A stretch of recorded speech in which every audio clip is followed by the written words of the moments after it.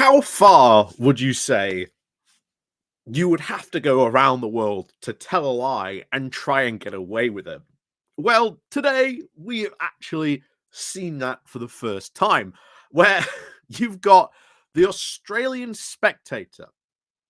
In fact, the guy who wrote this article, a guy called, female actually, a female called Sophie Coren wrote this. Um, Basically saying, you know, God, you've no idea, Australia.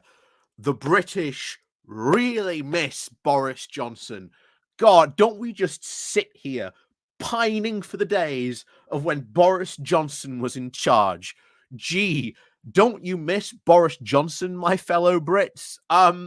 No. Absolutely not. If I were to walk out into my hometown and say, "Do you miss Boris Johnson?" The answer would be a resounding no. I could go over into the next town in Wakefield, a red wall seat that went blue in 2019, and ask that same question. I would get a no. No one in the UK misses Boris Johnson in any way, shape, or form, except this hardcore group of really small conservatives who absolutely worship Boris Johnson as this religious idol because he won this massive majority in 2019, something which he would never, ever be able to reproduce because he lost it. All his actions, everything that he did during his time in power, lost him that completely. And yet today, we're going to get told by Sophie here that apparently we never had it so good. So to my Australians, I do hope that you share this with your fellow Australians who also might be under delusion that we British somehow miss Boris Johnson. So, do your Australian duty, you know? I don't know. But as always, if you do obviously like the video today or of the other stuff, if you're new, click the subscribe button, hit the like, hit the share button. If you'd like to help support the channel in another way, you know, the links down below, Patreon page, the one-off donation thing called Buy Me Coffee, where you can buy me coffee, the YouTube thank you button, and of course, as always, there's the Pony Club down below as well. So thank you very, very much to all the people who do help and support the channel that way. So let's crack on then into this. From the Australian Spectator, saying, "We Brits never realised how good we had it under Boris Johnson. Was it worth losing him over one bit of cake?" Well, Sophie, do you remember the amount of scandals that went on? I'm totally sure Sophie's going to bring up the fact that, Johnson, or the big scandal that got rid of Boris Johnson wasn't the cake scandal. It was the fact that he promoted, covered up, and maybe, tried to sort of promote an MP who had a lot of sexual allegations against him. That was the straw that broke the camel's back. That was the thing that went too far, which finally made MPs go, right, we've had enough. We're getting rid of him. I think the rest of the UK spoke in unison at that point of saying, thank God, the Conservative Party actually did something right. But anyway, let's get on to this. So, just under 2 years ago, the UK Conservative Party made the ridiculous decision to oust former Prime Minister Boris Johnson. What followed was then a disastrous election defeat for our party and a new Labour government. Do we have to mention all the disasters that Boris Johnson did? All the stuff that he presided over? The failure of Brexit, the failure of levelling up, the failure of he'd had under COVID. The list goes on, and those are just three of the big main things. Those are just three of the big main things. And if Boris Johnson had stayed, bear in mind, let's say he had managed to survive. Let's say Teflon Johnson had managed to survive. He would have lost. He'd have lost in a big landslide as well. No doubt. But anyway, on with this. So, with mass riots, pensioners set to freeze, and of course, people being arrested for tweeting, mass infrastructure projects being cancelled, tax rises continuing, and Labour capitulating to unions, I don't think many of us realised how good we had it under Boris Johnson. Let's address all these, shall we? Mass riots, would these have happened under the Conservatives? Absolutely. If somehow the Conservatives would win or Rishi Sunak stuck to the plan and had an autumn election instead, it's very likely these riots would have happened as well. Very likely the arrest that you are seeing was a law brought in by the previous Conservative administration, which Labour are now putting, I think, to quite good use, going after these people who, in some cases, were calling for that hotel to be burnt down while there were people still in it. Bear in mind, lest we forget why some of these people are being arrested. One particular individual as well, when he was arrested and when he had his place searched, turned out had a paraphernalia of, shall we say, a certain mustachioed individual's memorabilia. Gee. Gee. Totally not a racist, right, guys? Anyway, mass infrastructure projects cancelled. Who cancelled HS2? Oh, that's right. That was Rishi Sunak. That was Rishi Sunak. Tax rises coming. Yes, we are going to have to raise taxes because, as it turns out, your last previous government wasn't that honest about the financial situation we are now in. Labour capitulating to unions. They haven't capitulated. All they've said is, okay, we're actually going to give you the pay rise that you are asking for. Which, bear in mind, has actually now cost less than the actual disruption that was caused by all these strikes that happened.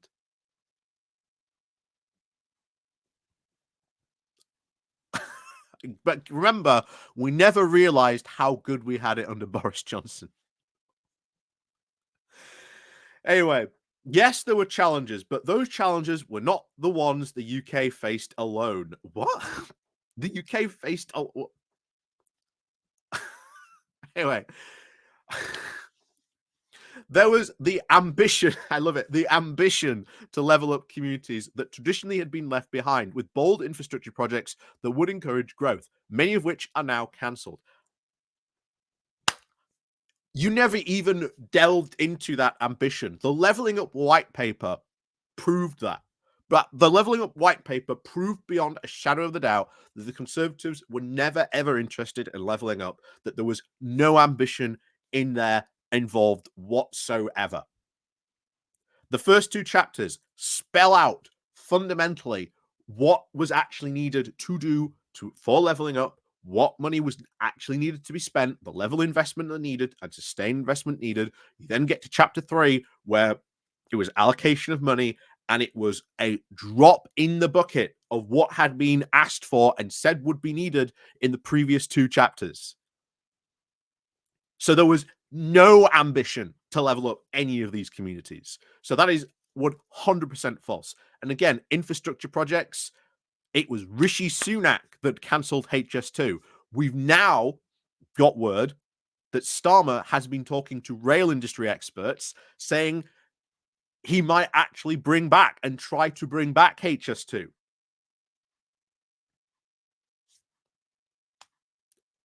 That's good.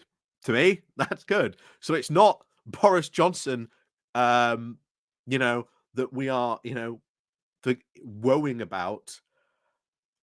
I think it's the fact that Keir Starmer and his government are having to clean up the massive mess that Boris Johnson made.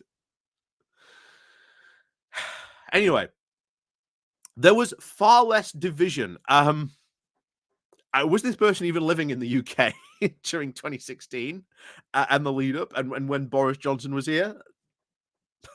I don't think so. People weren't being arrested for tweeting. Our pensioners weren't being left to freeze in the winter. Again, going back to this whole pension freedom, because I didn't address that before. Basically, what's happened, if you are an Australian, you don't know, Labour, we have this thing called the winter fuel allowance, which is given to pensioners basically as to help them pay for their winter fuel. Now, traditionally, under the Conservatives, they extended this so that every pensioner had access to this. And this was basically seen as a massive bribe to pensioners to get them to vote for, well, the Conservatives. However, lots of Conservatives had been saying this is a far too generous payment and it wastes a lot of money going to pensioners who don't even need it. So there were a lot of Conservatives who were actually quite pleased that this had actually been brought back to what it used to be, which was being means tested. Basically, meaning if you are a pensioner and you need that benefit, then you can have access to it. That's all the difference. The idea that pensioners are going to freeze this winter, no. Once again, you see the Conservatives trying to rally around it because it's currently the only thing that they have. Meanwhile, there was a massive, essentially, waste of money going to richer pensioners who really did not need it. So, anyway, back to this. So, everywhere Boris Johnson went, ordinary people flocked to him. Ah, yes, the Boris Johnson magic. Yeah, remember how quickly that turned around, and remember how quickly the people of Manchester heckled Boris Johnson out of the city. Remember how quickly the crowds turned on Johnson after 2019, saying that he wasn't welcome here. Anyway, we had great relationships with our allies, questionable, and of course we were global leaders. Again, global leaders in what exactly? Ah, yes, whether it be vaccine rollout. Again, we weren't world leaders in that. While we were certainly in, shall we say, in the top 10, we certainly weren't world leading in this. But the only thing you do get right here is your role of supporting Ukraine. That is the only thing I will actually give Boris Johnson credit for. And I think it's so far the only real thing you've actually got here, to be honest. Now, of course, we are laughing stocks. Politicians around the world are now mocking us for our horrendous crackdown on free speech that we have seen under Labour. No, this was not free speech. What the speech here was being targeted was specifically hate speech. It was, people egging on these riots.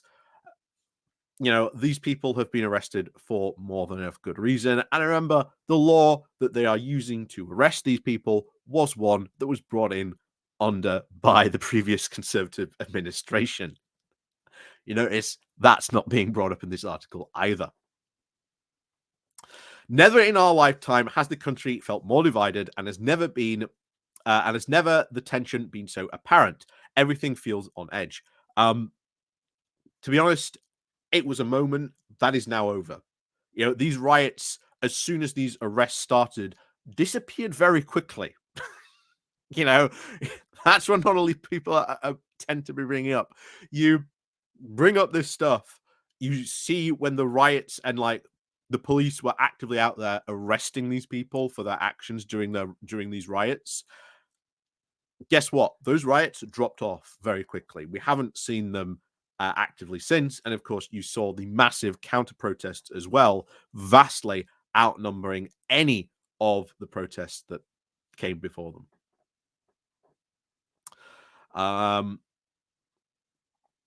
So she continues, it is absolutely now ridiculous that we got rid of the Prime Minister for doing something as simple as eating cake in an office, just for him to be replaced by a new government that is now watching on as our country falls apart at the seams, except it's not.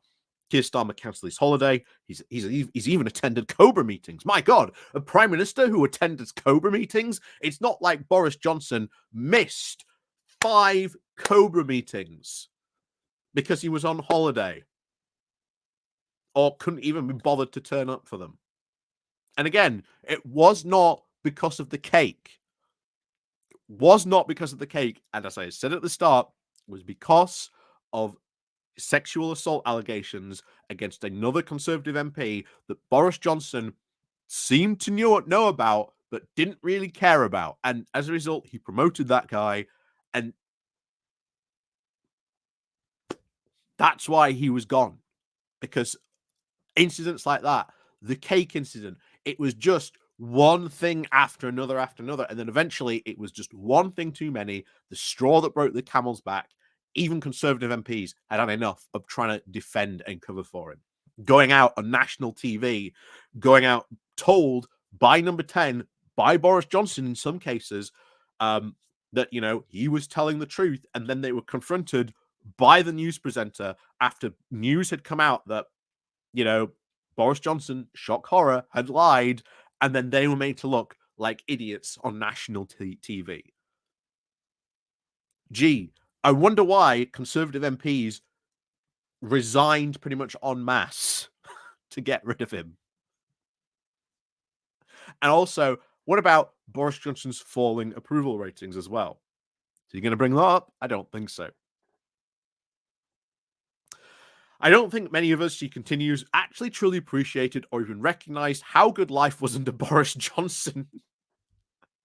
Too many people were ready to throw him under the bus without thinking what would come next. Boris was a dream compared to Starmer, and I can't help but wish that we could turn back time to keep Boris as prime minister. Wow. Yeah. Would have there been more scandals under Boris Johnson if they decided to keep him? Absolutely. Would have Boris Johnson lost to Starmer? Absolutely. He would have lost again in a landslide because Boris Johnson, by that point, would have become an absolute national pariah. You thought you'd seen the loss and the turn against Rishi Sunak and the Conservatives be pretty big and stark. I think the Conservatives would have been incredibly lucky to even keep 121 seats at this point. I think if they had kept Boris Johnson, they would have gone under 100 seats. I think that would have been an absolute fact. So, but you continue. Not just for my party, but for the country. The hope that politicians that I hope that the politicians that brought down Boris, many of them now out of the job, find themselves sit there and think, was it worth it over a bit of birthday cake? Except again, it wasn't a bit of birthday cake. The reason why these MPs got rid of him. But many of them probably do think and agree, oh boy, it was worth it. It was incredibly worth it. Anyway, were mass riots, freezing pensioners, tax rises, and the crackdown on free speech and a government run by the unions better than having a man who was repeatedly delivered, whether as mayor of London or as the prime minister? Again, we're laughing. Repeatedly delivered. Repeatedly delivered what? You'd think maybe she'd be listing Boris Johnson's achievements as prime minister, but no, they weren't. And even you can go back and look at Boris Johnson's time as London mayor. Why were we surprised that his tenure at Number 10 ended up the way it did, when you can almost look at what he was doing as mayor of London and it went exactly the same? It was because this all got covered up because, oh, Boris is a good chap, he's entertaining, he's, bit of a likely lad. He comes across as good to the public. But once he was actually in power, once he actually had to do things, that's where we always came apart. Boris Johnson was always better as a cheerleader than a doer. And time again, even when he was in Theresa May's government, abject failure when he was in these big offices, Foreign Office in particular. We should not be surprised. And honestly, what you said there, again, mass riots. Well, there was technically a mass riot under the Conservatives back in 2012. If you remember those riots that happened under the Conservative administration, freezing pensioners. Well, hey, that happened under the Conservatives as well during the massive cost of living crisis. Tax rises, biggest tax rise since World War II under the Conservatives. Crackdown on free speech. Well, remember, this law that they're using, is sort of the law that the Conservatives brought in. And again, this government is not being run by the unions. They've just gone, oh, you want a pay rise? There you go. Because it was far cheaper to give these unions the pay rise that they'd been asking for than to go through with all the strikes and disruption that these unions had been causing.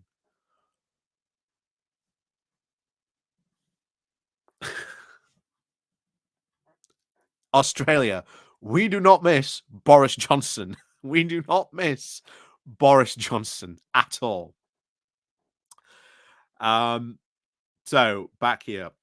And because I don't think it was, and I do not believe that getting rid of Boris Johnson will always go down as the Conservative Party's biggest mistake, certainly in my lifetime anyway. Oh boy.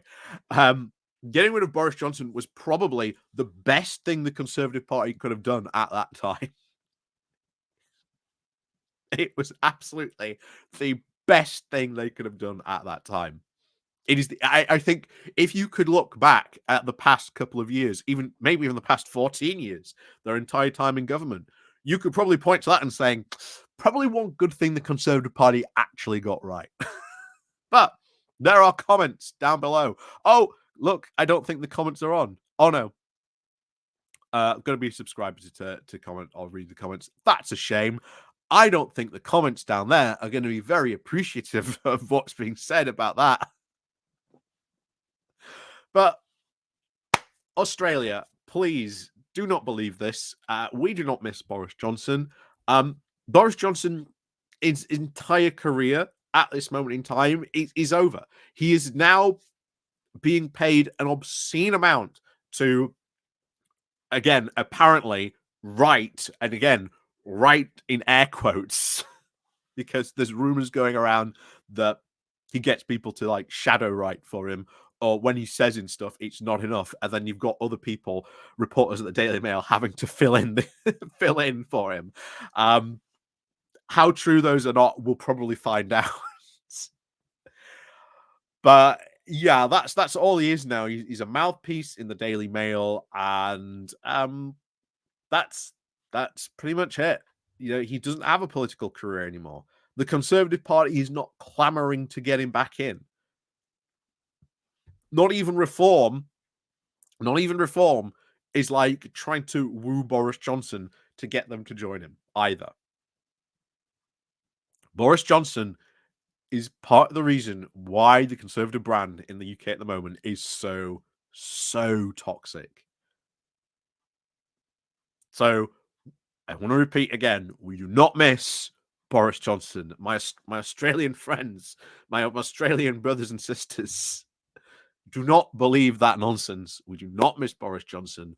There is probably like a small fraction of people that do miss Boris Johnson, but I'll tell you what, getting rid of Boris Johnson was probably the best thing the Conservatives ever did. So, as always, thank you very much for watching. And of course, do remember to click on the like, share, and subscribe if you're new on the way out. And of course, links down below to help support the channel another way. And of course, I'll see you all next time.